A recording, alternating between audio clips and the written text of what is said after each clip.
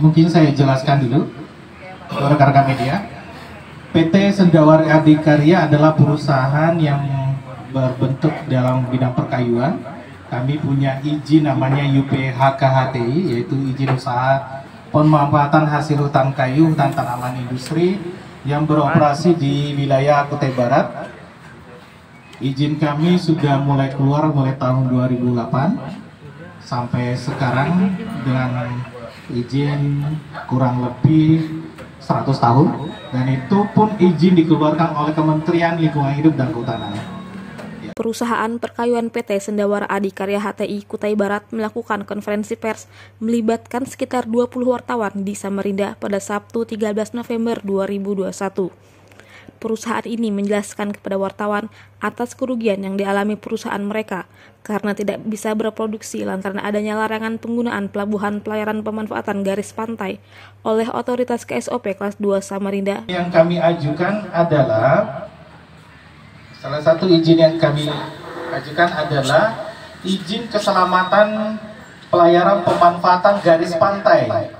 Jadi saya ulangi, keselamatan pelayaran pemanfaatan garis pantai. Kalau istilah kerennya izin pemanfaatan garis pantai.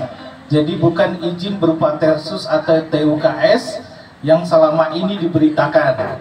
Berdasarkan penjelasan Ahbar Anas, Kepala Personalia dan Humas PT Sendawar Adikarya Kubar mengungkapkan, KSOP kelas 2 Samarinda melarang atau tidak memberikan izin perusahaan tersebut menggunakan pelayaran pemanfaatan garis pantai karena dianggap tempat penimbunan kayu atau TPK antara milik PT Sendawar tumpang tindih dengan perusahaan lain, yakni PT Tering Indah Jaya. Pada saat itu, karena sudah mendapatkan salah satu syarat, kita ajukanlah ke Dirjen Perhubungan Laut di Jakarta, dan Dirjen Perhubungan Laut di Jakarta itu membalas, menyatakan bahwa kami kekurangan dokumen. Kekurangan dokumen yang kami butuhkan yaitu satu, penetapan TPK penimbunan atau TPK antara dari instansi berwenang, itu salah satu syarat yang kurang. Ada dokumen persyaratan yang kurang, satu, izin TPK antara. Yang kedua, dokumen lingkungan hidup dari instansi terkait. Hanya ada dua yang kekurangan, dan kami diminta untuk melengkapi itu dalam jangka waktu 30 hari. Padahal kedua perusahaan ini sudah membuat surat pernyataan dan kesepakatan yang menjelaskan jika TPK antara kedua perusahaan ini tidak saling tumpang tindih seperti yang dituduhkan KSOP. Sayangnya pihak KSOP tetap ngotot tidak memberikan izin penggunaan garis pantai sebelum ada keputusan pengadilan yang mensahkan jika kedua perusahaan ini tidak saling tumpang tindih. Bila berasal dari APL atau areal penggunaan lain, itu cukup SK internal dari pemilik izin usaha pemanfaatan. Artinya kita tidak perlu mengajukan izin ke Dinas Kehutanan Provinsi. Jadi artinya satu sudah terpenuhi. Yang kedua, masalah izin lingkungan itu kita juga sudah punya izin lingkungan yang dikeluarkan oleh Dinas Lingkungan Hidup Kutai Barat itu tanggal 14 Mei 2019. PT Sendawar Adikarya juga mengungkapkan jika perusahaannya ini sudah berdiri sejak tahun 2008 hingga kini dengan mengantongi izin usaha produksi atau IUP hutan tanaman industri atau HTI selama 100 tahun.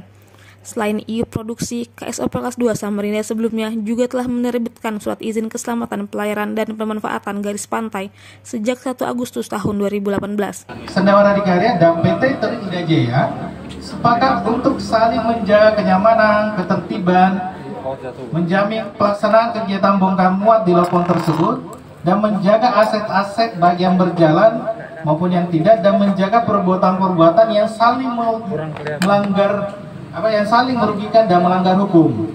Ya, artinya teman-teman kesepakatan tentang pemakaian lahan itu sudah terjawab dengan kesepakatan bersama antara PT SAK dengan PT TIJ tanggal 2 Juni, dan ini ditandatangani oleh masing-masing direktur di atas materai 10.000. Dan kebetulan saya jadi saksi dari PT SAK waktu itu.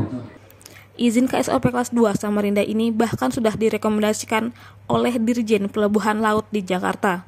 Sayangnya, belakangan KSOP dinilai tidak konsisten dalam memberikan persyaratan sebab perusahaan PT Sendawar Adikarya diperintahkan lagi membuat dokumen lingkungan hidup durasi pengajuan selama 30 hari. Setelah persyaratan itu dilengkapi dari Dinas Lingkungan Hidup Kubar, pihak KSOP juga belum memberikan persetujuan penggunaan garis pantai untuk tujuan produksi perusahaan, dengan alasan harus ada keputusan pengadilan atas tumpang tindih lahan. Kisruh PT Sendawar Adikarya dan KSOP ini pun telah masuk ke gedung DPRD Samarinda untuk dibahas oleh wakil rakyat melalui agenda rapat dengan pendapat atau RDP sebanyak 2 kali. Upaya itu setelah sekian lama juga tidak memberikan solusi. Hingga saat ini pihak perusahaan Sendawar Adikarya tidak memahami apa motivasi KSOP bersikap arogansi terhadap perusahaan itu. Sebab dari sisi persyaratan izin dan manajemen perusahaan itu telah mengikuti berbagai persyaratan yang diajukan dalam Undang-Undang Kehutanan. Makanya saya bilang, bagaimana KSOP menentukan itu hanya beda langkah sedangkan beliau tidak pernah kunjungan ke lapangan. Rencana 20 wartawan ini akan melakukan konfirmasi kepada KSOP kelas 2 Samarinda terkait konferensi pers tersebut. Yang jelas pihak perusahaan PT Sendawar akan melakukan upaya persuasif dalam menyelesaikan hingga ke proses hukum jika di dalam persoalan ini tidak ditemukan penyelesaian.